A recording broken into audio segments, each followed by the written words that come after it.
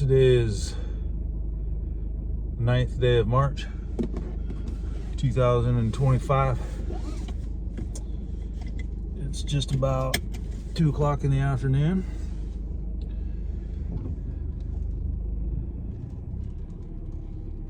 And this Muse,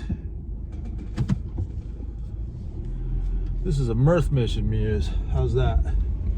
Mirth Mission. Making it up. How do I make it? How do I make anything up? I don't know, but I think attitude's really important. So, attitude adjustment. Adjust the attitude of the craft, the cognitive frame. Begin with an expression of appreciation. I deeply appreciate the use of this vehicle right now. Not my vehicle. And yet, I am being afforded its use. It's been very helpful. Appreciate it a lot. I'm also deeply appreciative of the abundant water supply around me. It's raining a little bit right now. I was just appreciating the swollen nature of the pond in Mirthwood. Doing a little reconnaissance, prepping for the season of celebration. Is that too bold a characterization? I don't think so. I think it's good and right and proper to appreciate all day, every day. Celebrate. That was a mistake I made right there. I meant to say I think it's good and it's right to celebrate life. Every day, all day. Okay, so that is the attitude adjustment. It's like flying an aircraft. You actually get to change the attitude. What's the attitude in relation to the horizon? Pitch, yaw, roll. Simple, orienting terms. Seemingly simple. How simple is it, really? Depends upon. There's Mike.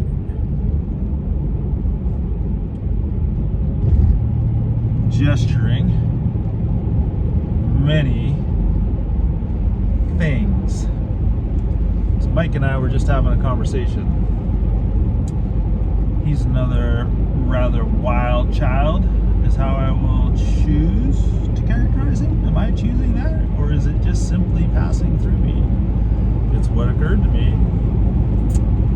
The characterization, the decision to speak those words, so strange.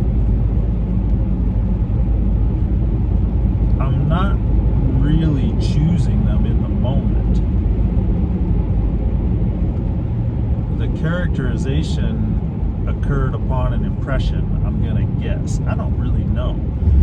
Once again, I'll confess, I'm making this up as I go. Oh, there's a pedestrian with a canine. We'll slow down. Give them a wide berth. Spell that B-E-R-T-H, not B-I-R-T-H. It's an important, small, but important distinction. Berth and birth sounds the same, spelled differently. I think you refer to that as a homonym.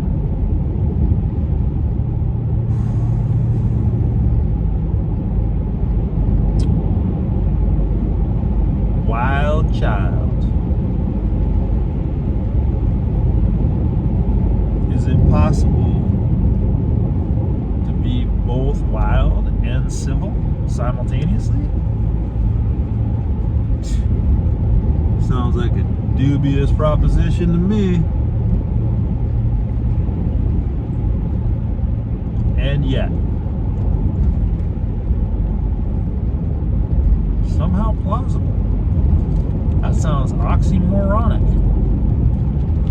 whenever I say oxymoronic, there's always this little impulse to say emphasis on the moron. Why?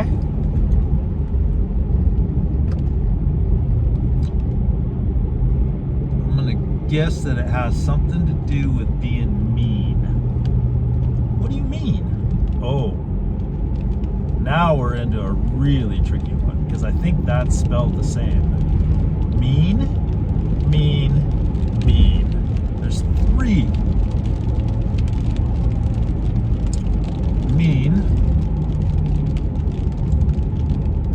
as in the average sense. I know, it's more sophisticated than average. We don't need to get into that right now. Oh, notice that. That seemed like a different character speaking there. For just a moment. How many characters are speaking? Taking turns. Can they harmonize and all speak simultaneously in one voice? Probably. That seems reasonable. And then there's mean, as in not nice.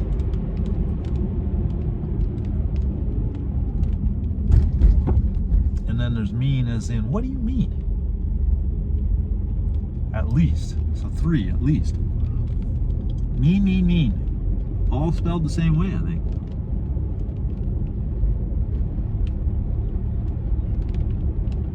Well, that doesn't sound very differentiated.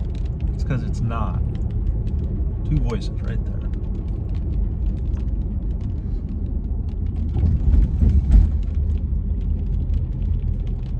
Why would you be mean, as in not nice? Well, the first thing that occurs to me is that you just don't know any better. Ignorant. Don't know how to be nice. That definitely occurs. So the implication there is that you either need to figure it out by yourself, but that doesn't really make sense, because if you're being mean, it implies that you're being mean to somebody or something else, which means that you're in relationship. Yeah. The inescapable reality. How do you know it's inescapable? Have you tried to escape? Yeah.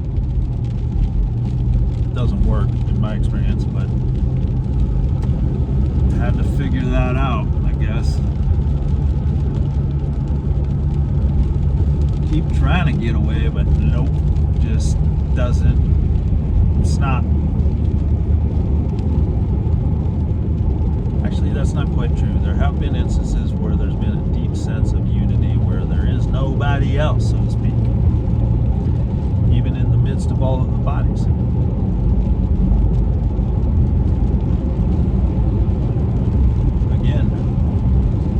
Oxymoronic. It sounds paradoxical. Paradoxical is a better word for that.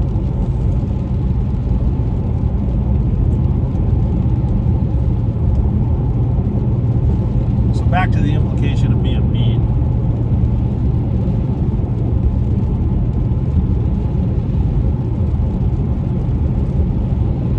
And I'll just cut to the chase and I'll say that, to me anyway, there is the possibility of being mean to induce pain in the other body.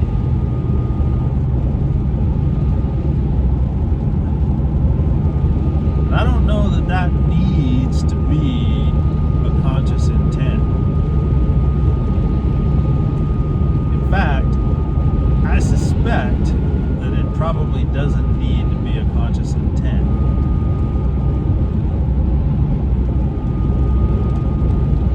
So that means that there's unconscious intent? Is that a thing? There are no things. You gotta throw that in there, don't you? Two voices. Bring it back into coherence, please. Harmony. Speak in one voice.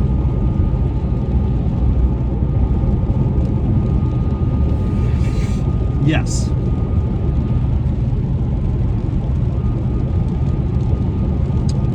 Unconscious intention.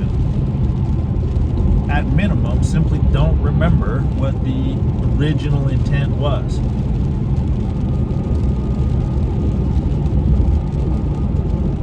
In a more sophisticated thought process, somebody else's intent playing out through the present body. Somebody else intends, impacts this body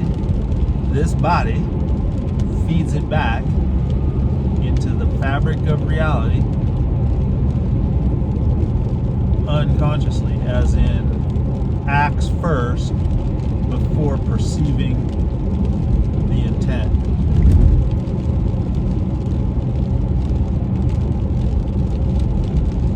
I have experienced that.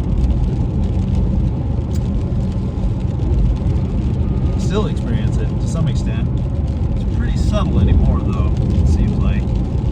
Hopefully, and this is an earnest hope, hopefully there ain't much of that left in this body. And I pray that if there is, that I notice it when it plays out. And I pray for the courage necessary to call it what it is when it happens.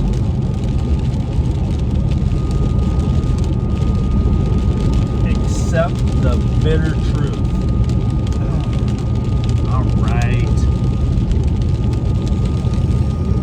All right. Well, so the convention here is a 10-minute constraint, give or take. We're at 12 minutes and 18 seconds according to the little chronometer reading out at the top of the